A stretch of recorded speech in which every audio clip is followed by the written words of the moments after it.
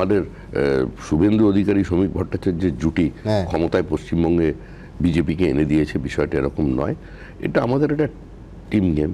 অসংখ্য কেন্দ্রের অবজারভাররা ছিলেন, সুনীল বানসালের নাম, ভূপেন্দ্র যাদবের নাম বেশি করে বলতে হয়, অমিত মালভিয়া, তিনি প্রায় পশ্চিমবঙ্গে 7 বছর ধরে সক্রিয়, 24/7 এই সময় সে দলকে দিয়েছে।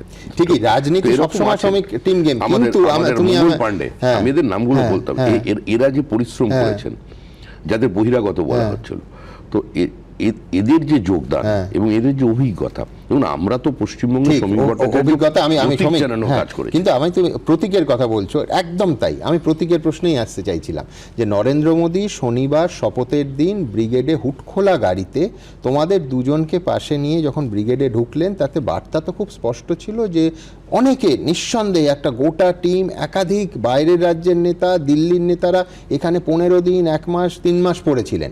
কিন্তু একটা বার্তা ওই ছবিটা স্পষ্ট ছিল, সেটা হচ্ছে জয়ের প্রধান কারিগর দুজন, শুভেন্দু অধিকারী এবং শ্রমিক ভট্টাচার্য। আমি এটা মানতে রাজি নই।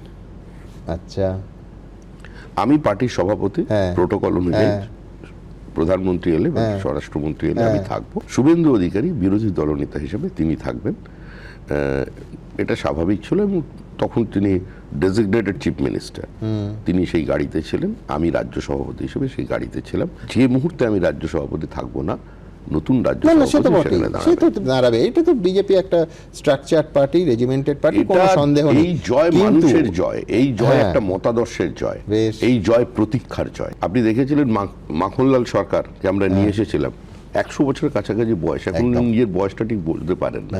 নরেন্দ্র মোদী তাকে প্রণাম করলেন। তো এই যে মানুষগুলোর দীর্ঘদিনের অবদান।